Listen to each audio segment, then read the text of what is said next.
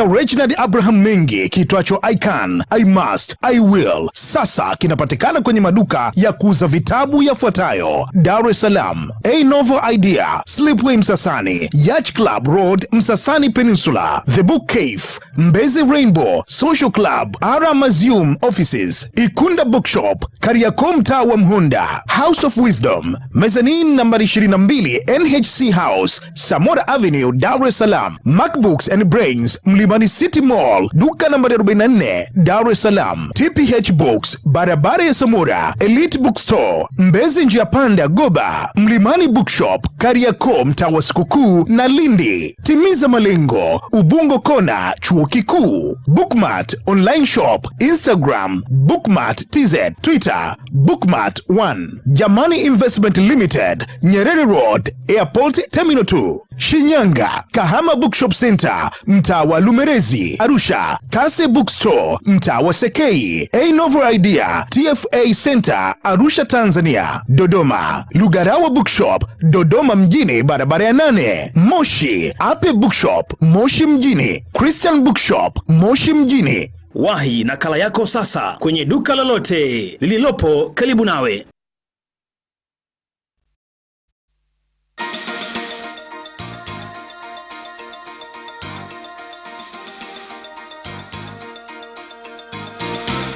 Capital News tonight. Ivory Queen and 2 others are sentenced to 15 years concurrent terms in prison. President of Somalia conducts a 2-day visit to Burundi. MultiChoice to conduct a draw through DSTV decoders.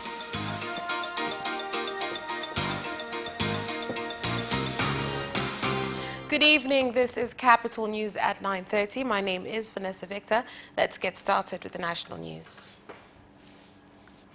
The Kisutu Resident Magistrate Court has sentenced each one of 3 suspects to 15 years in jail for being involved in the illegal poaching of elephants for ivory trophies, which are collectively worth more than 13 billion shillings.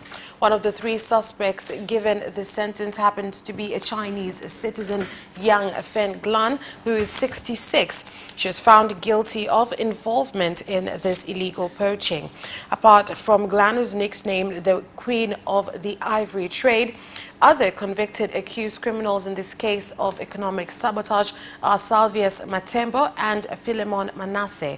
Apart from that sentence, Kisutu Court has also seized the house and all the farms of one of the accused, that is Yang Glan, which are located in Muheza in Tanga region and were used in the illegal poaching of the elephants.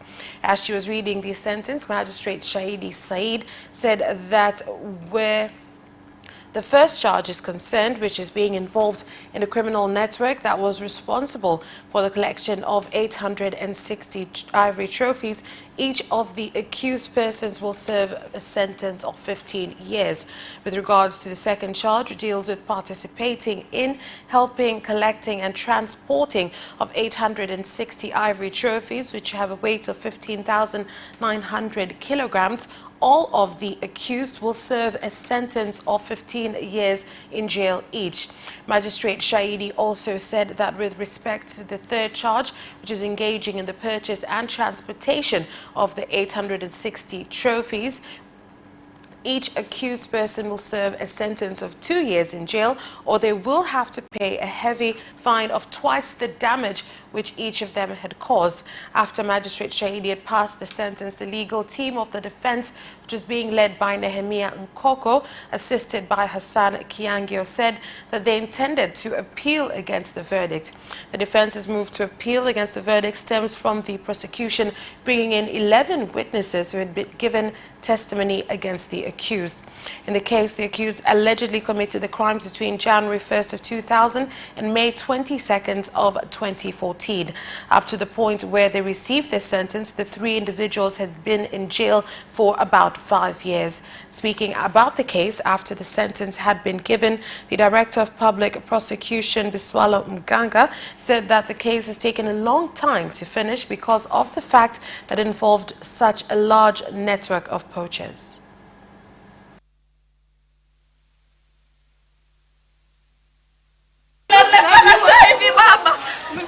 nimekusikia, nishakusikia jamani, nimekubali jamani. Jamani, tumepoteza wazazi kwa ajili. More than 64 families in Tungi Ward in Chadibwa Magogoni area in Kigagwoni district have nowhere to live after the land was demolished due to land conflict. Some of the residents have asked the government to intervene so that they can be compensated for having their homes demolished without notice. Lakini cha kushangaza, mabaunsa pamoja na polisi wa kituo cha Gamboni. What is most surprising is that force was used to demolish our property, while at the same time the case is waiting to be heard in court on 26th of March. We have not been questioned. Kwa maana tunaomba serikali itusaidie. Waje kuangalia maeneo yote ya tukio. We ask the government to help us. Schools have been damaged on property too. We have no money. Ameshateketea. Wanalia watoto. Kwa serikali tuomba watusaidie. Kwa hiyo ninachosema, kwa sababu zoezi limeshafanyika na utekelezaji wa hukumu. Those who believe that they have been treated unfairly, please file a case in court. I'm here to help you. For those who feel that they have been unfairly treated, I advised you accordingly at the very beginning, but you did not heed my advice. Kwa sababu ndugu zangu mmeniangusha. And the Prime Minister of Tanzania, that is Kassim Majaliwa, has directed that the Treasurer of Kakonko Council in Kigoma region, Thomas Chogolo, should be suspended. Prime Minister Majaliwa gave this directive because there's been a reported loss of funds in the amount of revenues collected from the internal revenue sources of the council. The Prime Minister Majaliwa said that Kakonko Council has failed to collect its own internal revenue and highlighted the fact that even though only 4 months remain, Kakonko Council has just only collected 29% of its overall internal revenue. There is zero collection on tax. This is municipal council.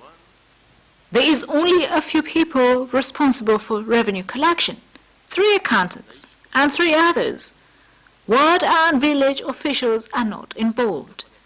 You collect revenue, yet it is not accounted for in the system. Please look into this matter. We have faith in you that you will do a good job. Honorable Minister, this kind of arrangement will mess up peace and security. As of today, I'm closing down this market. There is a need for the market to be constructed inside the camp. It is better for Tanzanians to come into the market.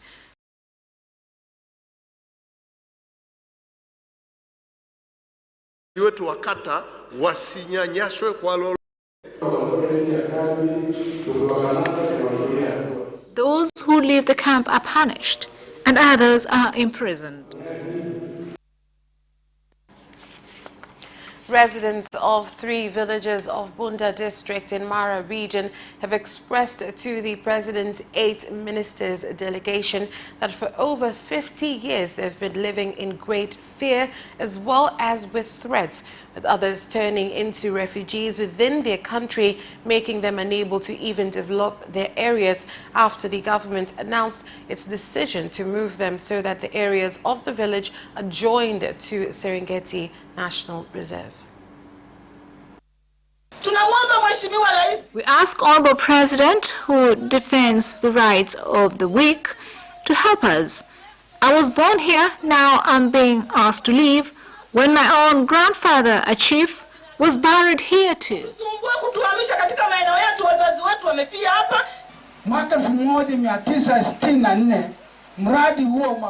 I would like to mention that in 1964, a project to grade the road was carried out by the Israeli.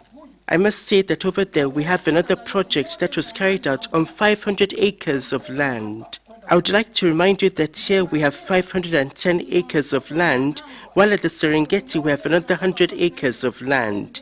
Yet I must mention that instead of owning land, they say that all we own are wild forests. Now may I ask all of you Where is this wild forest that they speak of?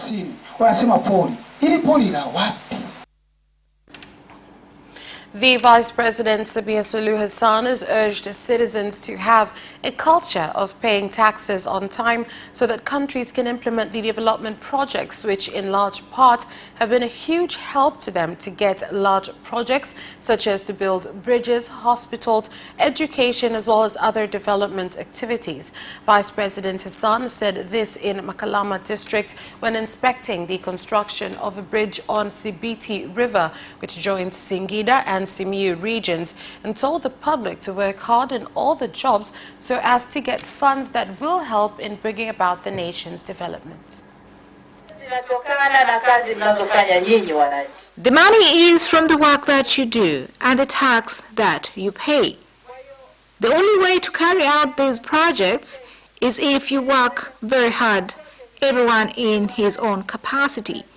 If all of us work together, then we'll have enough money for development projects. You've done an outstanding job in the construction of this bridge, so I commend you and ask that you carry on with the same spirit.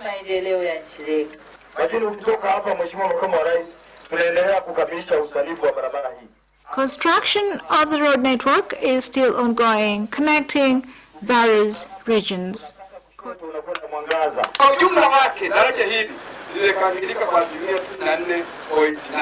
This bridge is over 60% complete and the engineer has been paid 16.3 billion. There is no outstanding amount on the initial cost.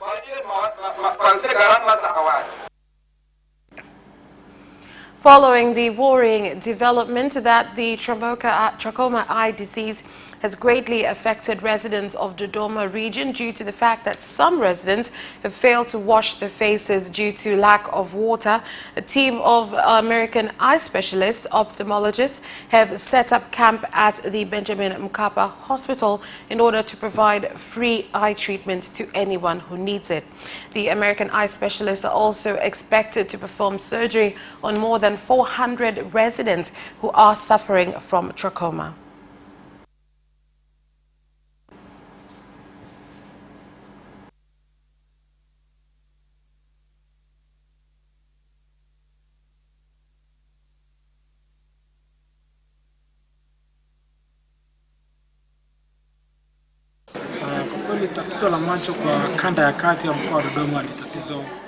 Eye complications for the Dodoma region is serious, and this is to do with the problem of lack of water in the past, so people did not have access to clean and enough water to wash their faces.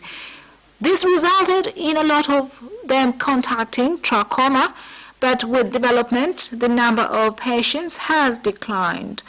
Other complications is some patients, especially those with advanced age, not being able to see well, which is corrected with spectacles.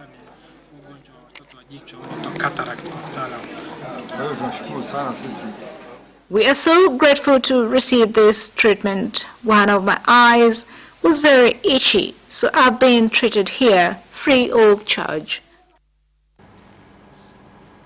Some users of Siwa Road have asked the Tanzanian Rural and Urban Roads Agency, TARURA, in Kinondoni Municipal in Dar es Salaam to supervise the contractor of the Siwa Road in Mikocheni so that it is completed as planned, as construction is not continued despite some drainages not being complete.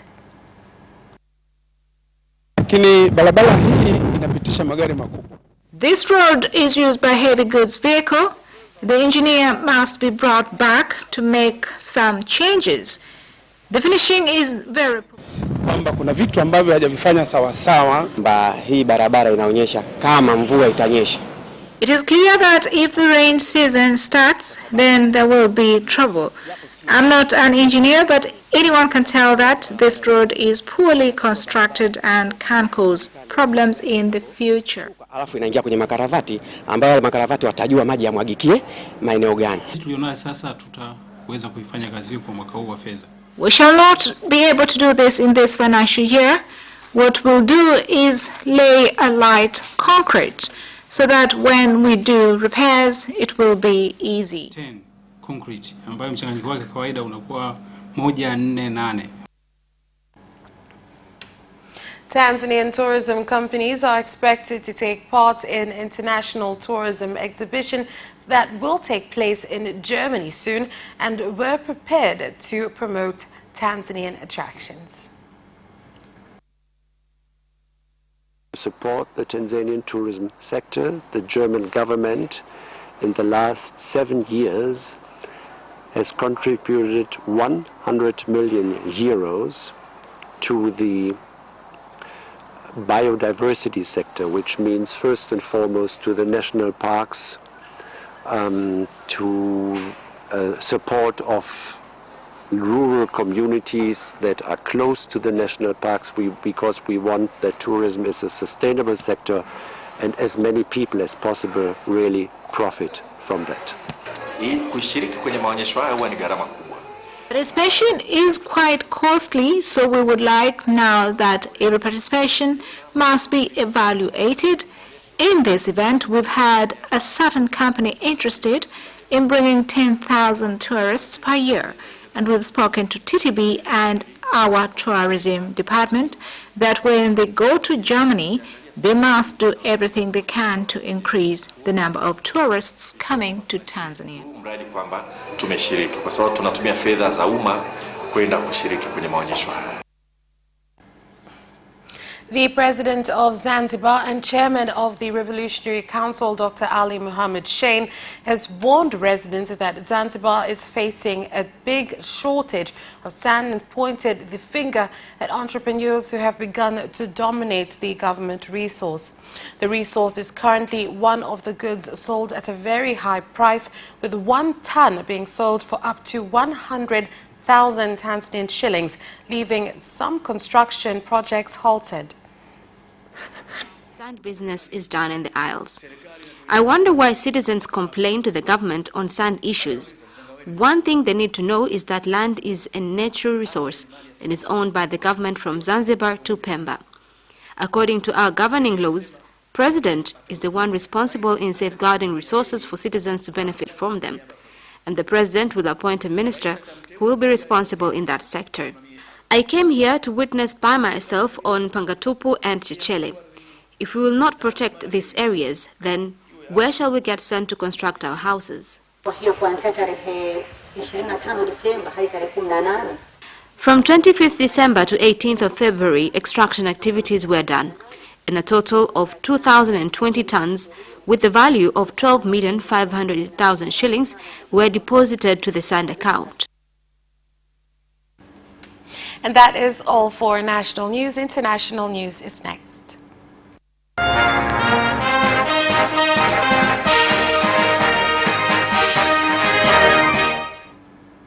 And in international news,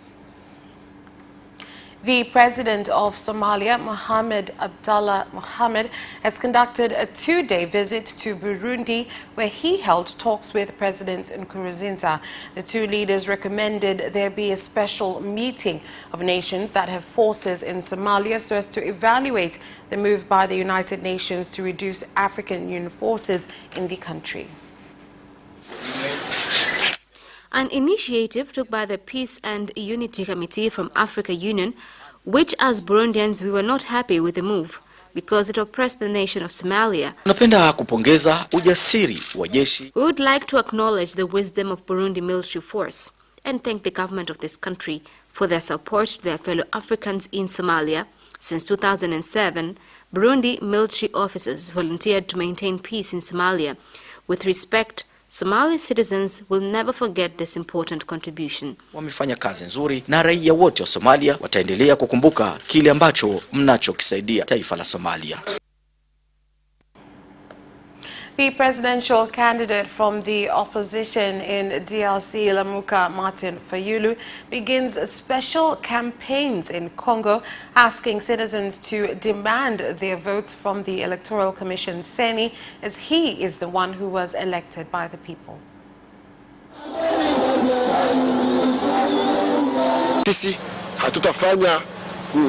We are not aiming at clashing with people. What we are doing right now is conducting special visits throughout the entire country to thank constituencies that voted for Martin Fayulu.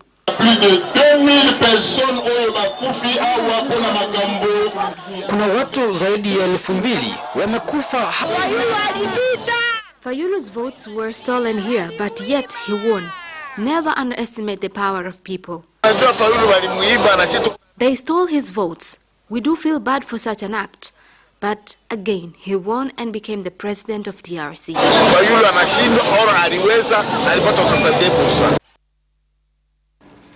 The Parliament of Rwanda has passed a law that bans the use of plastic in the country, and the law will begin to be used 2 years from now.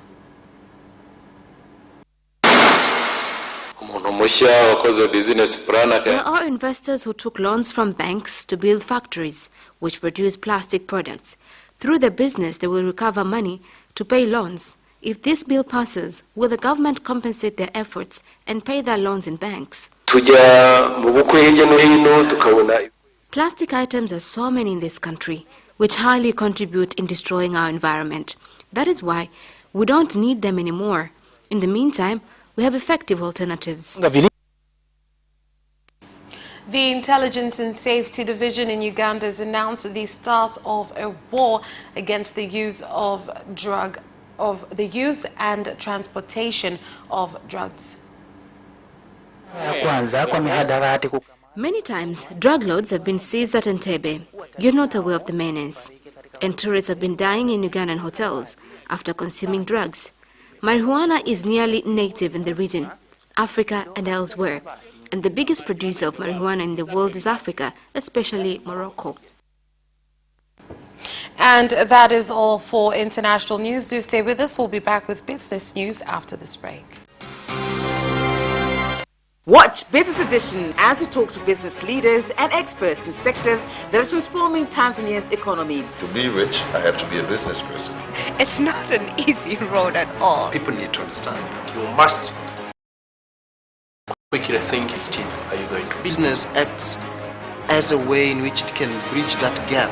Business Edition will keep you informed on latest developments.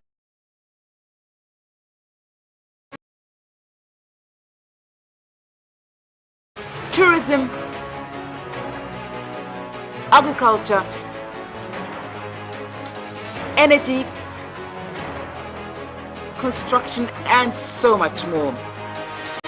Meet entrepreneurs who create employment opportunities. Watch Business Edition on Friday at 8:15 p.m.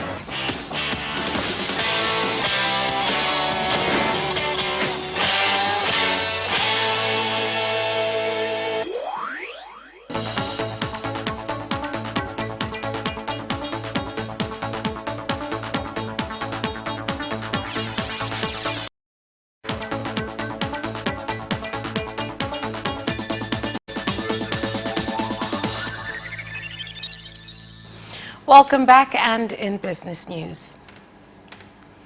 Tanzania Trade Development Authority, TanTrade, said that for entrepreneurs to benefit from foreign markets, they must unite so as to meet the needs of the market, including the Ukrainian market, which is announcing opportunities in agricultural goods, which include tea, coffee, to Tanzanian entrepreneurs.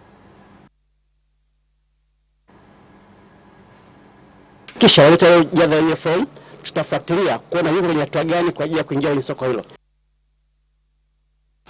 Mobile company Halotel has launched a new service called Royal Bundle, which will provide customers with the opportunity to use Halotel services without any disturbances. Muda wa kiteknolojia na kidijitali ni kwamba kuna njia mbadala. With technological and digital era, there are alternative ways of getting information through your computers and mobile phones without bothering calling operators or visiting our shops. Telecommunications company Vodacom Tanzania has launched a new campaign called Naweza na Vodacom as an alternative plan to provide immediate services to customers, whereas by using social networks, customers can get various services involving the company.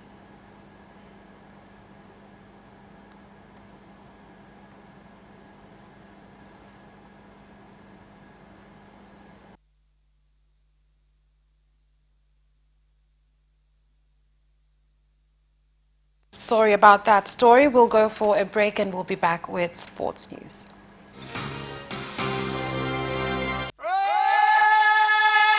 Hi, my name is Kotaro Tokuda. What's up? My name is Céline Garnier. I'm John Barnes from Liverpool Football Club. The hip, hop, a hip it, the hip it, the hip, hip hop. You don't stop the rockin' to the bang bang boogie. Say up, jump the boogie to the rhythm of the boogie to beat. Now what you hear? I'm watching Sports Gazette. I'm watching Sport Gazette. And you're watching Sports Gazette with Sebastian. With Sebastian. Peace out. Yes! And you can also watch Sports Gazette for highlights and interviews regarding sports. Do not miss Sports Gazette every Wednesday at 7 p.m. only on Capital Television.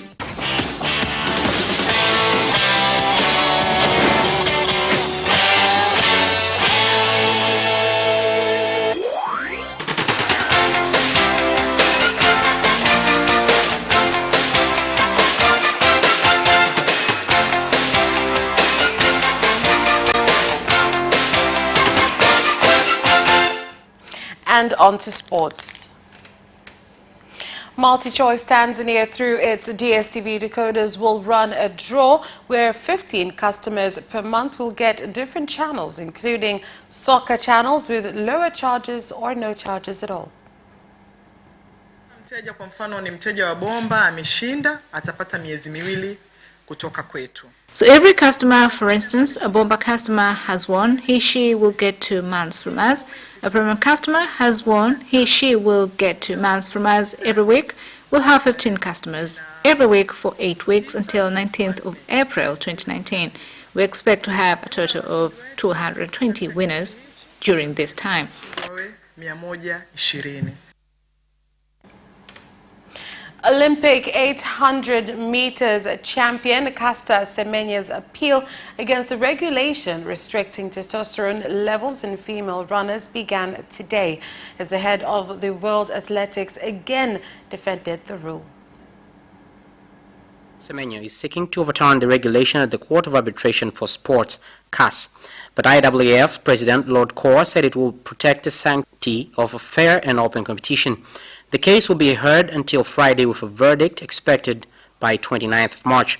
Before the hearing, Semenya's lawyers in Athletics South Africa, ASA, accused the IAAF of breaching confidentiality regulations by releasing a list of 5 expert witnesses who will testify on its behalf. Manchester United's reward for beating holders Chelsea in Monday's FA Cup 5th round tie is a quarter-final trip to Wolves. Championship side Swansea City with Millwall another second-tier side at home to Brighton. Watford host Crystal Palace in the other last 8 tie. The quarter-final games will be played from 15th to 18th of March, with winning clubs receiving £720,000 in prize money. United saw off Chelsea with a 2-0 victory at Stamford Bridge. Liverpool manager Jurgen Klopp believes the Anfield crowd can take his side from 100% to 140% as they host Bayern Munich in the Champions League last 16. First leg against Bundesliga champions takes place tonight with the Reds in Munich on 13th of March. We have to create an atmosphere on the pitch and make it easier for the people, said Klopp. A 1-0 win against Napoli ensured Liverpool finished runners-up to Paris Saint-Germain in Group C, while Niko Kovac's Munich progressed as Group E winners. In another match today, Lyon will host Barcelona.